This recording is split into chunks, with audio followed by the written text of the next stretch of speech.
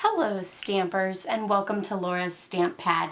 Today I want to show you this cool black ice technique that I actually got from fellow Stampin' Up! Demonstrator Carla Endress. So thanks Carla for this amazing idea. I've had lots of fun with it. So this one, you'll notice how this image has a little bit of like rustic black to it, but it also has a shine and shimmer to it. And that's where the ice part comes in. So you can use this technique on lots of different types of paper.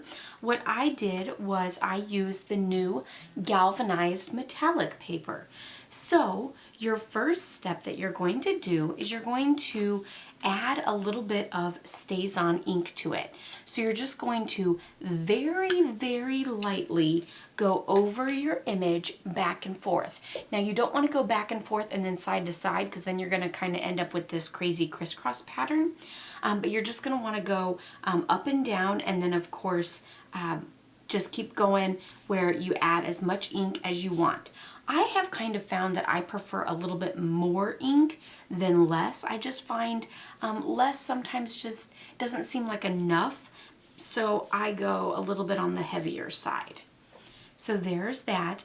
I will also say that sometimes I'm like, I think it might need a little bit more, like over here.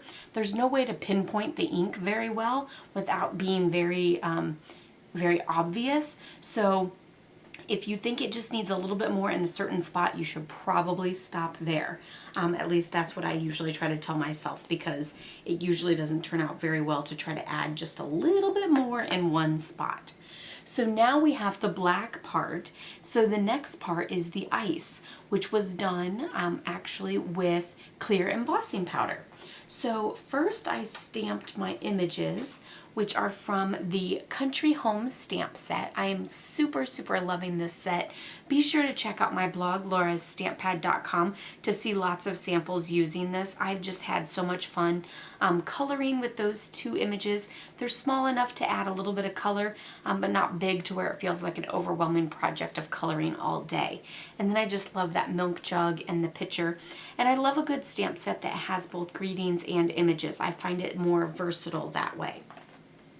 So when I went to stamp my images, I actually used the Stamparatus because I find that it works really well with getting my images lined up. So I actually placed this in here and took my magnet to place it down, and I actually used the StazOn ink for this part.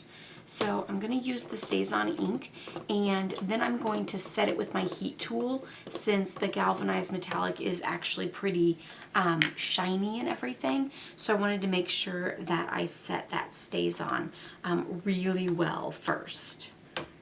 The other good thing about using the Stamparatus is that if for some reason your image doesn't come out nice and solid, then you can always just make sure that you ink it up again and place it down.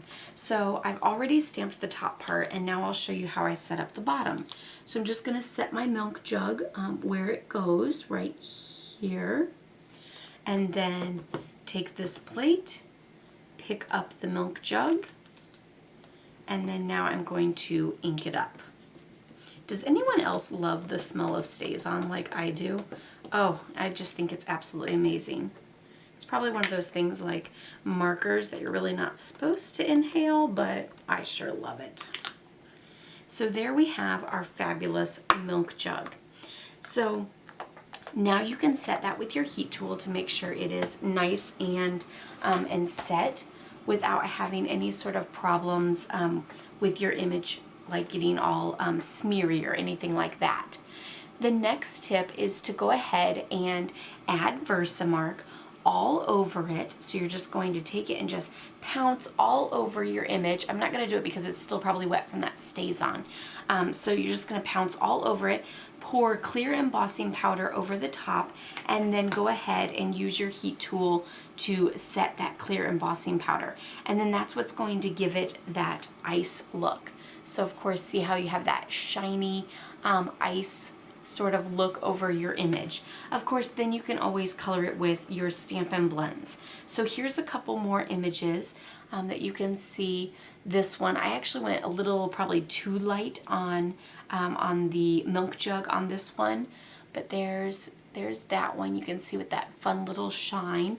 And of course you can color your images however you wish. And then there's another one. And here is the final sample. So super, super fun. I then just stamped the little image on each of the four corners to add a little decoration. So that's also from the same stamp set there. It's almost that just one little square of the tin tile embossing folder. So it's just one little tin tile square, I guess you could say. So there is the fun black ice technique that I did.